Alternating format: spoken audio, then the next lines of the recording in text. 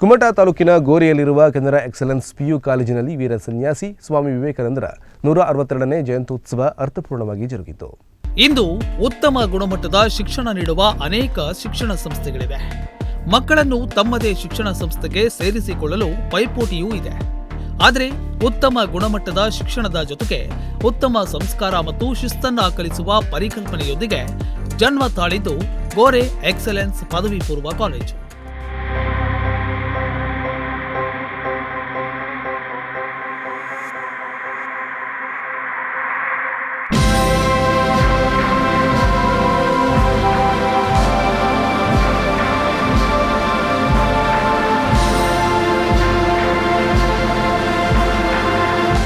ಹೌದು, ಶಿಕ್ಷಣ ಮತ್ತು ಸಂಸ್ಕಾರ ಎರಡನ್ನೂ ನೀಡುವ ಗೋರೆ ಎಕ್ಸಲೆನ್ಸ್ ಪದವಿ ಪೂರ್ವ ಕಾಲೇಜಿನ ವಿಶೇಷತೆ ಏನು ಗೊತ್ತಾ? ಯಾವುದೇ ಅಬ್ಬರದ ಪ್ರಚಾರಗಳಿಲ್ಲದೆ ಕೇವಲ ಇಲ್ಲಿ ಕಲಿತ ವಿದ್ಯಾರ್ಥಿಗಳು ಮತ್ತು ಪೋಷಕರ ಬಾಯ್ಮಾತಿನಿಂದಲೇ ರಾಜ್ಯದಲ್ಲಿ ತನ್ನದೇ ಆದ ಹೆಗ್ಗಳಿಕೆಯನ್ನ ಗಳಿಸಿಕೊಂಡ ಅತ್ಯುತ್ತಮ ಶಿಕ್ಷಣ ಸಂಸ್ಥೆ.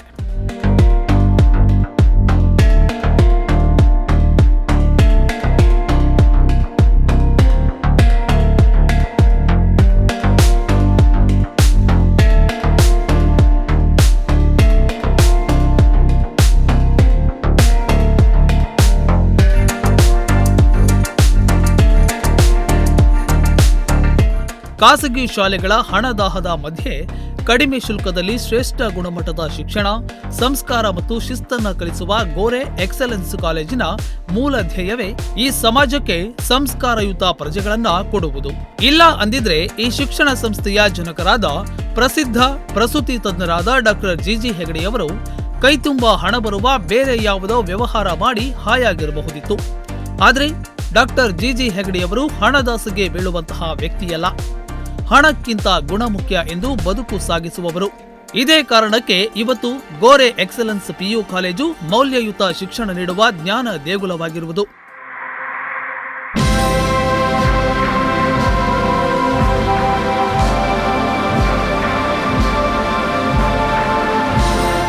ಇಂತಿಪ್ಪ ಗೋರೆಯ ಎಕ್ಸಲೆನ್ಸ್ ಪಿಯು ಕಾಲೇಜಿನಲ್ಲಿ ಬೆಂಗಳೂರಿನ ರಾಷ್ಟ್ರೋತ್ಥಾನ ಪರಿಷತ್, ಪ್ರಶಿಕ್ಷಣ ಭಾರತಿ ಉತ್ತರ ಕನ್ನಡ ಜಿಲ್ಲೆ ಮತ್ತು ಕೆನರಾ ಎಕ್ಸಲೆನ್ಸ್ ಕಾಲೇಜು ಸಹಯೋಗದಲ್ಲಿ ಯುವ ಸಮೂಹಕ್ಕೆ ಸ್ಫೂರ್ತಿ ನೀಡಿದ ವೀರ ಸನ್ಯಾಸಿ ಸ್ವಾಮಿ ವಿವೇಕಾನಂದರ 162ನೇ ಜಯಂತ್ಯೋತ್ಸವ ಕಾಲೇಜಿನ ಸದ್ಗುರು ಶ್ರೀ ರಾಮಾನಂದ ಸ್ವಾಮೀಜಿ ಸಭಾಭವನದಲ್ಲಿ ಅರ್ಥಪೂರ್ಣವಾಗಿ ಜರುಗಿತು.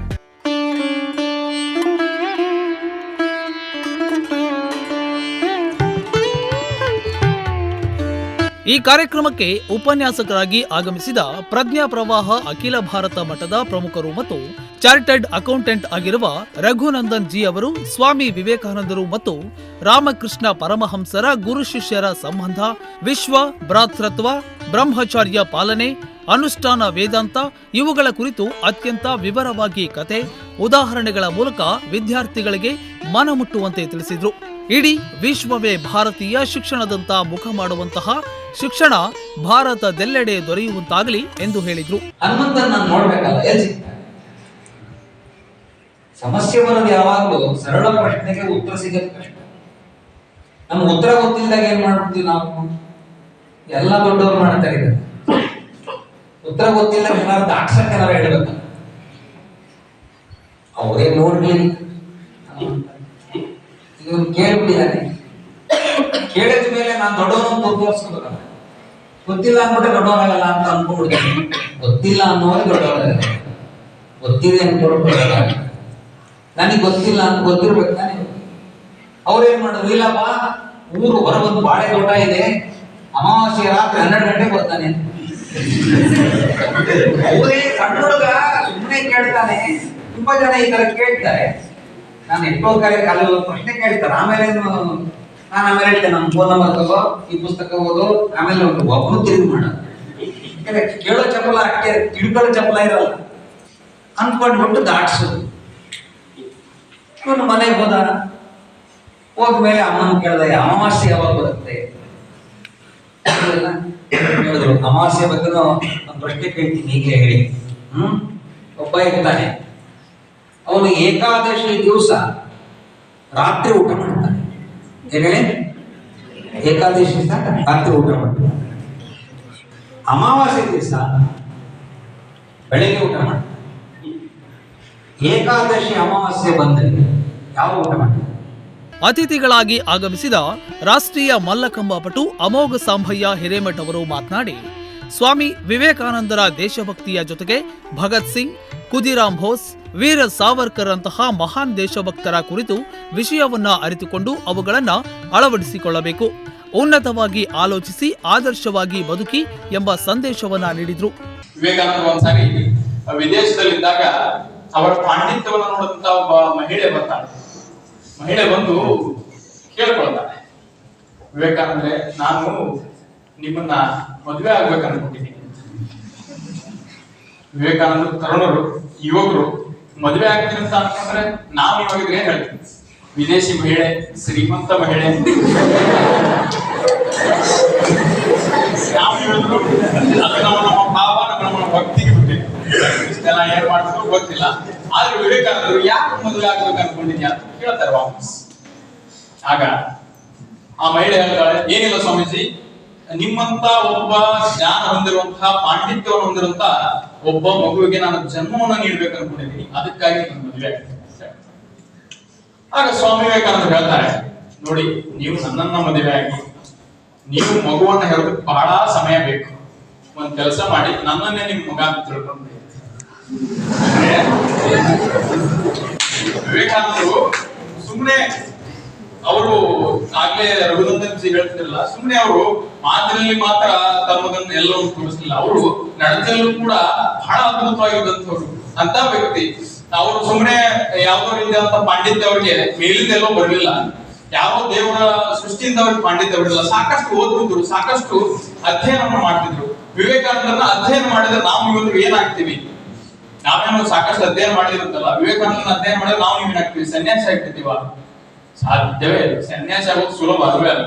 ಈ ವೇಳೆ ರಾಷ್ಟ್ರೋತ್ಥಾನ ಪರಿಷತ್ ಬೆಂಗಳೂರು, ಪ್ರಶಿಕ್ಷಣ ಭಾರತಿ ಉತ್ತರ ಕನ್ನಡ ಜಿಲ್ಲೆ ನಡೆಸಿದ ಚರ್ಚೆ, ಆಶು ಭಾಷಣ, ಪ್ರಬಂಧ ಸ್ಪರ್ಧೆಗಳಲ್ಲಿ ವಿಜೇತರಾದ ವಿದ್ಯಾರ್ಥಿಗಳಿಗೆ ಬಹುಮಾನಗಳನ್ನು ವಿತರಿಸಲಾಯಿತು. ಸಂಸ್ಥೆಯ ಪ್ರಾಚಾರ್ಯರಾದ ರಾಮಭಟ್ಟ ಪೀರ್ ಅವರು ಆಗಮಿಸಿದ ಸರ್ವರನ್ನು ಸ್ವಾಗತಿಸಿದರು.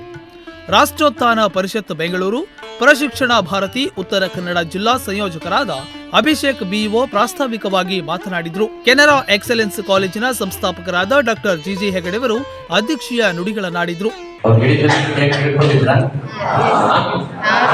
ಪ್ರಶ್ನೆ ಕೇಳ್ತೀರಾ? ನಾನು ಕಳೆದ 4 ವರ್ಷದಿಂದ ಇದನ್ನೇ ಹೇಳ್ತಾ ಇದ್ದೇನೆ. ಮೊದಲನೇ ಪ್ರಶ್ನೆ ಕೇಳಬೇಕು, ನಮ್ಮ ಬುದ್ಧಿ ಪ್ರಚೋದನೆ ಪ್ರಶ್ನೆ ಕೇಳಬೇಕು. ತುಂಬಾ ಸಂದರ್ಭ ಇದೆ. ರಘುನಂದಜಿಯವರು ಮಾಹಿತಿಗಳು, ಅವರು ಸಂಘದಲ್ಲಿ ಪ್ರಚಾರ ಕಲಿಸ್ಕೊಂಡು ಇಡೀ ದೇಶದ ಉದ್ದಕ್ಕೂ ಸಂಚಾರ ಮಾಡಿದ್ದಾರೆ. ಮತ್ತು ನಮ್ಮ ಟ್ರಸ್ಟಿನ ಹಿಂದೆ ಮಾಡಿದಂತ ಕಾರ್ಯಕ್ರಮ ನಮ್ಮ ಭಾಗ್ಯ. ಅಭಿಷೇಕ್ ಹೇಳಿದಾಗೆ ನಮ್ಮ ಭಾಗ್ಯ ನಮ್ಮ ಕಾಲೇಜಿಗೆ ಬಂದಿದೆ. ನಿಮ್ಮ ಭಾಗ್ಯ. ಇಷ್ಟು ಸುಂದರವಾಗಿ ಯಾವಾಗಾದ್ರು ಮಾತು ಕೇಳಿದ್ರ ನೀವು? ಕೇಳಿದ್ರ? ಅದಕ್ಕೆ ನನ್ನ ಒಂದೇ ಒಂದು ವಿನಂತಿ, ಸ್ವಾಮಿ ವಿವೇಕಾನಂದರಾಗಿ ನಾವೆಲ್ಲರೂ ಆಗೋ ಸಂಕಲ್ಪ ನಾವು ಮಾಡಬೇಕು. ಆದ್ರೆ ನನ್ನ ವಿನಂತಿ ಏನಪ್ಪಾ ಅಂದ್ರೆ, ನೀವು ಪ್ರತಿ ವರ್ಷ ಯಾವಾಗ ಈ ಕಡೆ ದಾರಿಯಲ್ಲಿ ಬರ್ತೀರೋ 1 ತಾಸು ನಡ್ಕೊಡ್ಬೇಕು ಸಮಯ ನಮ್ಮ ಮಕ್ಕಳಿಗೆ. ನಮ್ಮ ವಿನಂತಿ, ಮಕ್ಕಳ ಜೊತೆ ನೀವು ಕಳಿಬೇಕು. ನಮ್ಮ ಒಂದು ಹೆಮ್ಮೆತೆ ಇರುತ್ತೆ. ಈ ನಿಟ್ಟಿನಲ್ಲಿ ನಾನು ನಿಮ್ಮೆಲ್ಲರ ಪರವಾಗಿ ಅವರಿಗೆ ಮತ್ತೊಮ್ಮೆ ಅಭಿನಂದನೆ ನೀಡುತ್ತಾ, ಶಂಕರನಾರಾಯಣ ಉಪಾಧ್ಯಾಯರವರು ವಂದನಾರ್ಪಣೆಯನ್ನ ನಡೆಸಿಕೊಟ್ರು. ಶ್ರೀಮತಿ ಪೂಜಾ ಭಟ್ ಕಾರ್ಯಕ್ರಮವನ್ನ ನಿರೂಪಣೆ ಮಾಡಿದ್ರು. ಈ ವೇಳೆ ಸಂಸ್ಥೆಯ ಎಲ್ಲಾ ಬೋಧಕ ಬೋಧಕೇತರ ಸಿಬ್ಬಂದಿಗಳು ಉಪಸ್ಥಿತರಿದ್ದರು. ಸಂಜಯ್ ನಾಯ್ಕ್, ನುಡಿಸಿರಿ ನ್ಯೂಸ್, ಹೊನ್ನಾವರ.